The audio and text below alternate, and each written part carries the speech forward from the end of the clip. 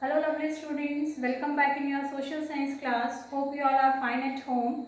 We were doing civics chapter 3 state government. Talking about our previous video, we discussed about the legislative council and the legislative assembly. Now in the today's video, I am going to explain you about the governor and how he is appointed, for how many years, the role of governor, qualification and the powers of the governor. Now first we will discuss about the governor. The governor is the nominal head of the executive or the constitutional head of the executive. If the governor is the nominal head, then who is the real head of the executive? The real head of the executive is the chief minister. Okay, chief minister is the real head of the executive and governor is the nominal head of the executive. He acts on the advice of the Council of Ministers of the state. He means the governor here. So the governor acts on the advice of the Council of Ministers of the state. Means whatever work he does, he takes advice from the Chief Minister and the Council of Ministers. Now the next one is appointment and term of office. Means how he is appointed and for how many years. So governor is appointed by the president and for a period of 5 years. Okay. Who appoints the governor? President. President appoints the governor for a period of 5 years. And one important thing that you should know in his appointment is that he holds the office on the pleasure of president. Now what do I mean when I say holds the office on the pleasure of president? Mean if the president is happy, governor is there. If president is not happy, then governor is not there. It is more or less you can say yes. Why? Because the governor is appointed by the president for the period of 5 years. Okay. If the president feels that the governor is not doing his work in a proper way, he can be removed from his positions before 5 years. Okay. If the president feels that the governor is not doing his work properly, he can be removed from his position before 5 years. Okay. And if the president is happy with the performance of the governor, the time period can be extended.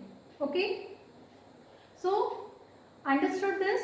It is very important point when we talk about the governor's appointment. Okay. Now the next one is role of the governor. So the important thing that we should know is the role of governor is just like the role of president. Okay. The role of governor is just like the role of president. The only difference is that whatever work a president does for the country, the same work the governor does for the state. Okay. Listen again. The role of the governor is just like the role of president. Okay. The only difference is what? Whatever work a president does for a country, the same work the governor does for the state. Okay. The governor does for the state and the president does work for the country. Okay. Now come to the role of the governor. What is the role of the governor?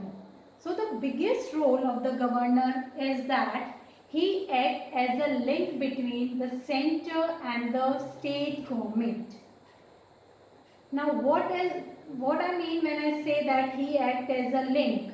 It means he sends all the reports of the state to the president. Okay, the governor sends all the report of the state to the president. Now the next one is the qualification. What are the qualifications required to be the governor? First and foremost, he or she should be the citizen of India. Okay, he or she should be the citizen of India. Secondly, he should have completed 35 years of age. not less than 35 years of age. Third, he cannot be a member of the parliament or a state legislature. Means the governor, he cannot be a member of the parliament or the state legislature. At last, he should not hold any office of profit. It means, what is the office of profit? It means he should not hold any salaried government post. Okay, so these are the qualifications required to become a governor. Now we have discussed about his appointment, time period, his qualification, etc. Now we will discuss about the powers of the governor. Now what are the actual powers of the governor? The first power of the governor is the governor appoints the chief minister and other ministers. Okay, the governor appoints whom? The chief ministers and the council of ministers. Second, he also appoints the advocate general and the other officers of the state. Okay, he also appointed advocate general and the other officers of the state. Now the third power of the governor is he addresses the first session of the state legislature. For example, now a new government is formed after elections. So there will be an assembly. So that assembly will start only after the governor addresses the assembly. Okay. So he is the first one who addresses the assembly. Now the next power of the governor is he can dissolve the assembly on the request of the chief minister. Okay, he can dissolve the assembly on the request of the chief minister. It means when he will dissolve assembly, every seat become vacant. This means there are no longer any MLAs. Okay. Now the next one is bill passed have to be approved and signed by the governor. Okay. Bill become a law after the approval of the governor. So bill passed have to be approved first by the governor. Then only the bill can become a law. Now the next one is he can take some decisions without consulting council of ministers. Okay. He can take decisions without consulting the council of ministers. For example, if any party who has formed a government in a particular state, if the party loses its majority, the government has the power to recommend for a precedent rule in that state. And if the precedent rule applies on that particular area, the power will come in the hands of the governor. And he will be working under the guidance of president. Okay. So he can take some decisions without the consulting of council of ministers. So these are the powers of the governor.